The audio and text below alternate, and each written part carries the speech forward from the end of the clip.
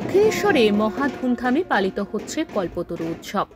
1886 সালে 1 জানুয়ারি ক্যান্সারে আক্রান্ত রামকৃষ্ণ পরমহংসদেব কাশীপুর উদ্যানবাটিতে ভক্তদের নিজের স্বরূপে দর্শন দেন, আশীর্বাদ করেন তোদের চৈতন্য হোক।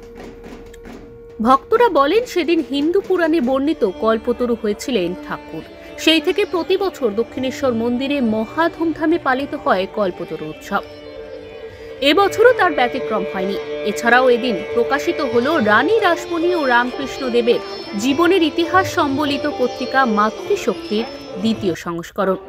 দক্ষিণেশ্বর মন্দিরের প্রধান কুশল চক্রবর্তী জানান, এই পুস্তকটি অত্যন্ত সমাদৃত।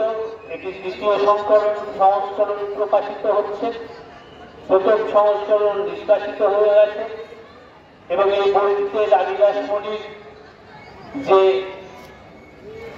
আধ্যাত্মিক লীলা তার প্রকাশ সেরকম একদিকে হয়েছে, অন্যদিকে 19 শতকের নবজাগরণে তার ব্যক্তিত্ব, তার মনীষা, তার আত্মপ্রত্যয়, ব্রিটিশ শক্তির সঙ্গে তার একক সংগ্রামের কাহিনী, সারা বাংলা জুড়ে সামাজিক, অর্থনৈতিক এবং কৃষির ক্ষেত্রে তার যে অবদান,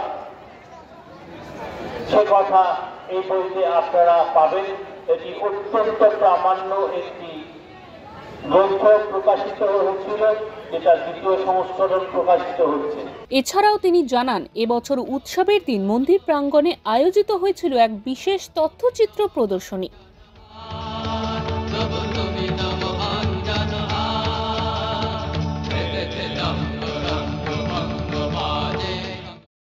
মাননীয় ভক্ত সাধনের উদ্দেশ্যে আমরা আরো আনন্দের সঙ্গে এই নববর্ষের কল্পতরুর দিনে জানাই যে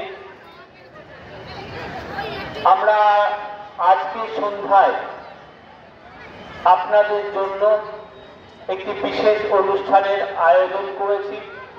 দক্ষিণেশ্বর কালী মন্দিরের সংক্ষিপ্ত ইতিহাস সম্বলিত একটি তথ্যচিত্র আলো, ধ্বনি ও দৃশ্যায়নের মধ্যে দিয়ে এই নাট মন্দির প্রাঙ্গণে প্রদর্শিত হবে আজকে সন্ধ্যায় বাংলায় এবং ইংরেজিতে।